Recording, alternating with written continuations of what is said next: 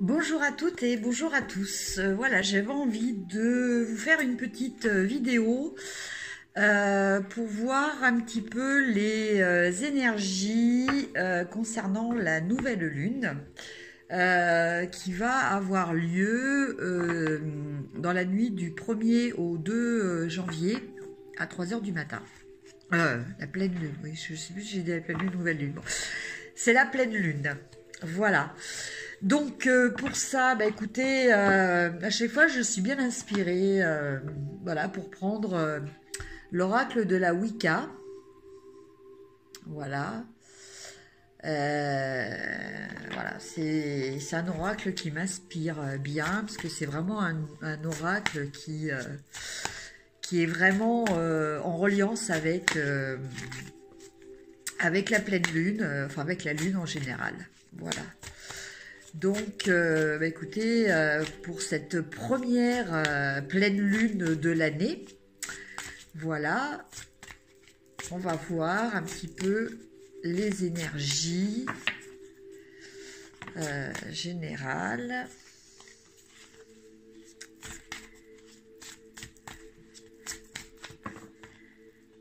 Alors,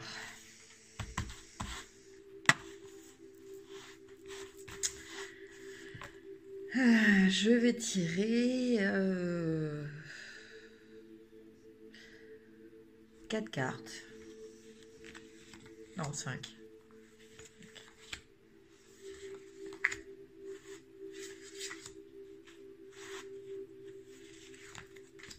Alors, première carte.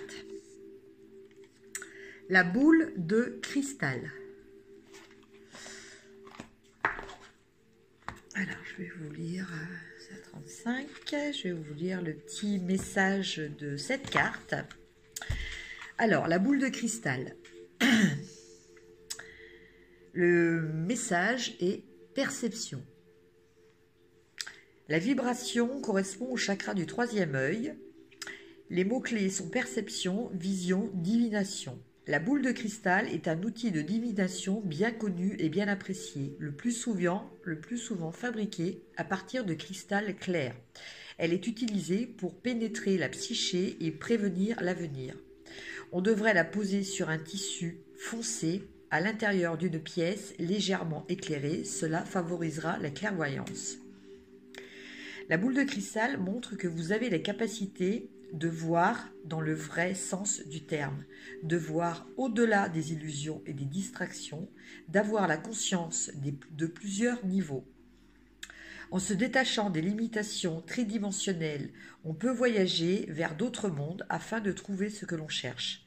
Les promesses et les possibilités peuvent à présent être réalisées car votre vision est suffisamment claire pour en faire des réalités. La clairvoyance peut parfois paraître aliénante.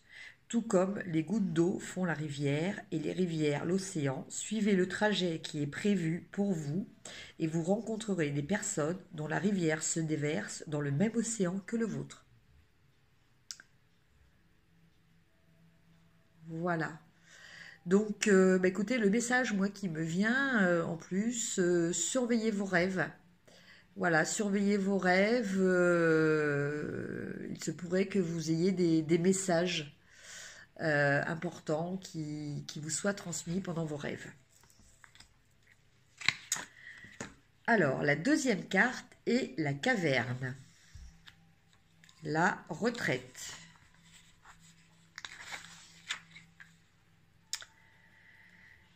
La vibration correspond au chakra sacré. Les mots-clés sont retraite, gestation, repli sur soi. Les grottes et les cavernes sont des symboles de l'utérus, de la déesse et de l'entrée vers le monde souterrain. Elles sont des lieux de retrait dans l'étreinte de la mer afin d'y trouver des réponses, des solutions et du repos. Associées à la médecine de l'ours, les cavernes offrent l'environnement idéal pour récupérer et s'abriter pendant la période qui sollicite notre endurance. Quand vous avez un besoin de contact ou lorsque les conditions atmosphériques sont difficiles. Lorsque la caverne apparaît dans une lecture, cela indique un moment d'inactivité. Cette carte suggère un retrait de la participation active pour un certain temps. C'est une période de préparation, de gestation, de repos. Des trésors sont là pour être découverts si vous prenez le temps d'entrer en vous-même et de les rechercher. Avec une application lente et régulière, vous pouvez réaliser ce que vous vous êtes fixé. Des promesses et des possibilités se dessinent à l'intérieur de vous.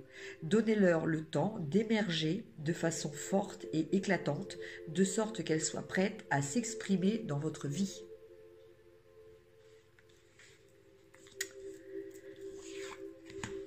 Le cordon. Excusez-moi. Alors, le cordon. La vibration, l'âme. En fait, vous voyez, là, on voit tous les... Ah non, pas tous. Il n'y en a que 5 couleurs, je croyais que... Enfin, si, après, vous avez celui du bas et celui du haut. Vous avez les... Ça correspond aussi aux 7 chakras, vous voyez. 1, 2, 3, 4, 5, 6. Et le 7e est là. Voilà, voilà.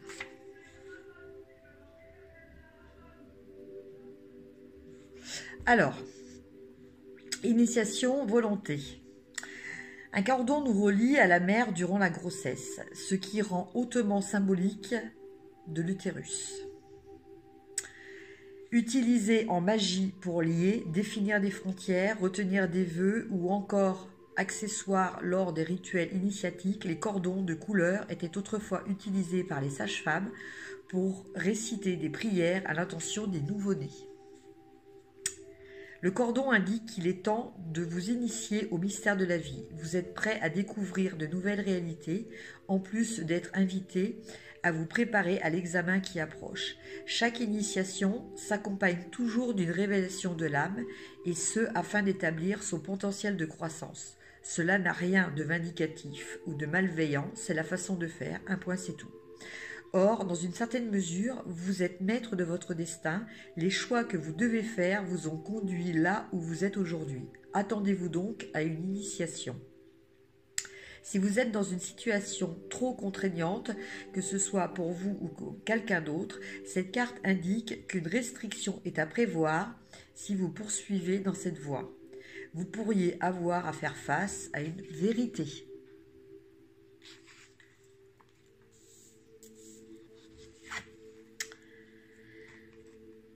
Alors, autre carte, le hibou, gardienne de sagesse. La vibration âme, sagesse, vérité, chemin de vie. Le hibou est l'aigle de la nuit, porteur de la vision. Il navigue à travers les voiles de l'obscurité et de l'illusion jusqu'à la sagesse qui peut être trouvée tout au fond de votre âme. Traditionnellement, les hiboux apparaissent tout juste avant qu'une mort ne survienne. Leur apparition peut être symbolique aussi bien que réelle. Le hibou rappelle d'écouter plutôt que de parler et d'apprécier les présents que le silence et l'attention nous apportent. Le hibou montre que votre chemin de vie vous a mené à la sagesse et à la compréhension et que vous naviguez ou avez navigué avec succès à travers quelques-unes des nuits sombres de l'âme. On vous conseille de passer du temps en silence, loin des endroits trop fréquentés, de sorte que vous puissiez prendre des décisions très personnelles au sujet de votre chemin de vie. Le hibou surveille et guide votre âme vers sa place légitime dans l'univers. Faites place au processus. Si vous posez une question aux cartes, la réponse est de vous frayer un chemin prudemment. Ne soyez pas tenté de vous accrocher à quelque chose seulement par sa présence. Attendez à ce que mesure autour de vous ce qui est vieux. Tout ira encore bien. À ce que meurt, pardon, excusez-moi, je n'avais pas compris ma phrase. Attendez-vous à ce que meure autour de vous ce qui est vieux. Voilà. Tout ira encore bien. Et enfin, la dernière carte, le familier.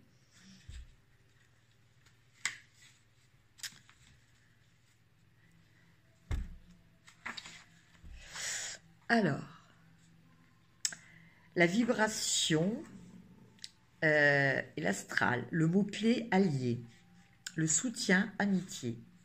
Le familier en matière de sorcellerie est comme l'animal fétiche du chamanisme. Il agit en tant que protecteur et guide au sein des sphères astrales. Les hiboux, les corbeaux, les chats, les corneilles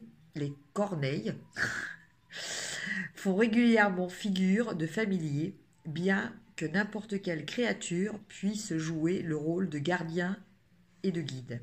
Au Moyen-Âge, les animaux des sorcières étaient persécutés avec leur maître, un sombre destin pour tous les êtres concernés. Quand le familier se présente, il indique que les amitiés sont mises en évidence. Tous ceux qui se rallient à votre cause. Observez où le contact avec les autres vous mène, glorifiant l'harmonie et défiant les conflits. Invitez votre familier à veiller sur différentes situations pour vous et vous signaler ce qui demande une attention particulière aux détails. Vous pourriez avoir besoin de l'appui et du soutien de vos amis intimes. N'ayez pas peur de demander de l'aide. Voilà, bah écoutez, c'est une pleine lune voilà, qui nous parle quand même d'éveil, qui nous parle de messages, qui nous parle de soutien, qui nous parle d'analyser aussi un petit peu ce qui va se passer. Voilà, c'est... écoutez, c'est une pleine lune dont je ressens quand même les énergies très positives et surtout très constructrices. Voilà, je vous dis à bientôt pour d'autres tirages et je vous fais des gros bisous. À bientôt, au revoir.